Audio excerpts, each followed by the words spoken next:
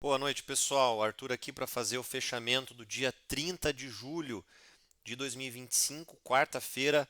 Super quarta-feira, a gente teve decisão de política monetária nos Estados Unidos.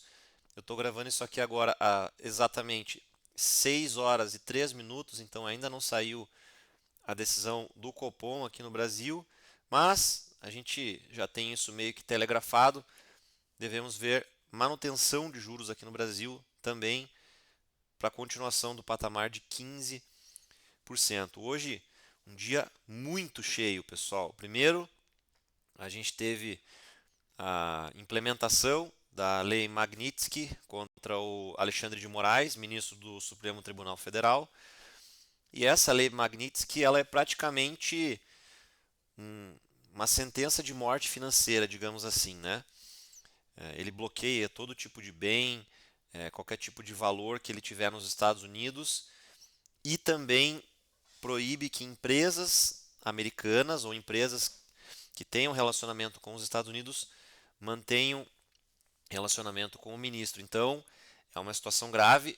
O ministro Alexandre de Moraes é casado com uma advogada que é sócia de um grande escritório de advocacia, então isso provavelmente vai pesar bastante e talvez pese inclusive na decisão de outros ministros para que eles não entrem também na mira do governo americano, principalmente do Donald Trump, e eles também sejam alvos de uma sanção como essa, que de fato é bastante séria e tem um impacto muito grande. Tá? Então, esse foi um dos grandes fatos, um dos grandes eventos hoje do dia, amplamente, né, televisionado e comentado.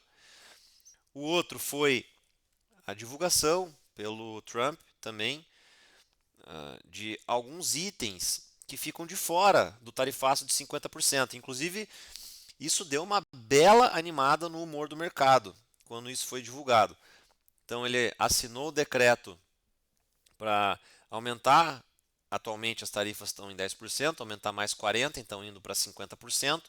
Mas ele também tirou algumas coisas ali da lista de tarifas. Por exemplo, o suco de laranja, hoje os Estados Unidos importa cerca de metade do suco de laranja consumido no país. Então, e uma grande parte disso do Brasil. Então, tirou ali o suco de laranja, a polpa de laranja, tirou também minério de ferro, o que beneficia muito Vale, tirou peças aí para aviões, o que beneficia muito a Embraer. A Embraer foi uma das empresas mais afetadas e que mais sofreu na bolsa quando tivemos a divulgação desse aumento de tarifas. Então, hoje a Embraer subiu mais de 11%. Então, fora isso, a gente teve insumo para papel, celulose, tubos e conexões, vários produtos químicos, fertilizantes, resíduos petrolíferos, gás natural, propano, enfim, um monte de coisa ficou fora. Então, o cenário não é tão ruim como se imaginava anteriormente. De toda forma, o governo brasileiro fala que continua negociando, que continua tentando conversar com o governo americano. A gente teve também a informação de que o Mauro Vieira conversou com o Marco Rubio e de que a gente deve ter algum tipo de sinalização até amanhã.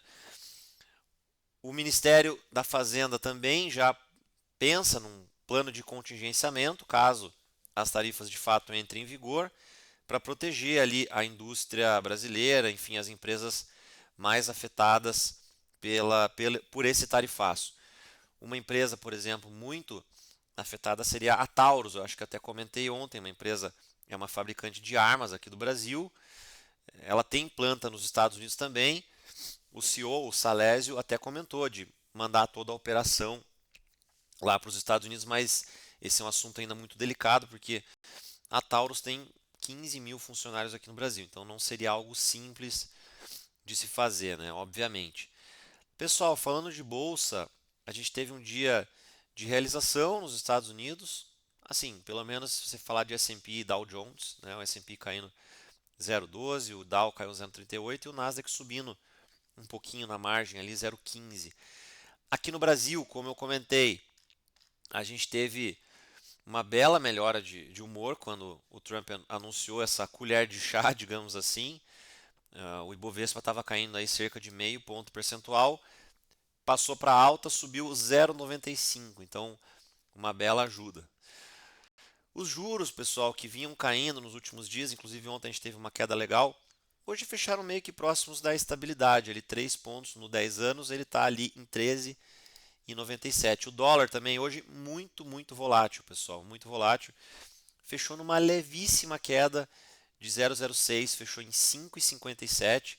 Então, nos últimos 2 dias, duas quedas consecutivas, quedas modestas ali de 0,24 ontem, hoje 0,06, mas dado que o dólar estava subindo próximo a 1% hoje, ali no meio-dia, já é um sinal de alento. O petróleo, o Brent, segue subindo, empresas aí petroleiras têm performado bem na bolsa nos últimos dias por conta disso, e hoje o petróleo de referência para a Petrobras fechando a 73,51. Como eu falei, pessoal, voltando um pouquinho, né? A gente teve a decisão de política monetária, o Jerome Powell anunciou que manteve-se ali a taxa de juros no patamar atual americano e ele não abriu mão. O Trump vem pressionando bastante.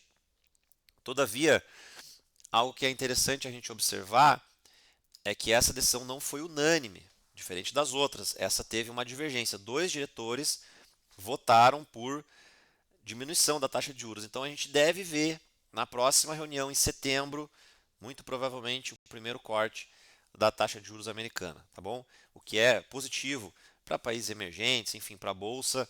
Vocês sabem que quanto menor juros, maior estímulo à atividade econômica, obviamente, e também permite com que a gente não tenha um diferencial de juros tão grande, a gente possa diminuir um pouco a nossa taxa de juros, e isso acaba beneficiando também, como consequência, o Brasil, tá? E, como eu falei, daqui a pouco a gente tem decisão de política monetária aqui no Brasil, provavelmente manutenção, Selic deve ficar em 15%, principalmente agora, né, pessoal, com esse ritmo aí de tensão geopolítica escalando bastante. Acho muito difícil o Copom querer arriscar diminuir taxa de juros, isso pode desancorar câmbios, isso pode, enfim, acabar batendo na inflação. Beleza, pessoal? Por hoje é só, um abraço.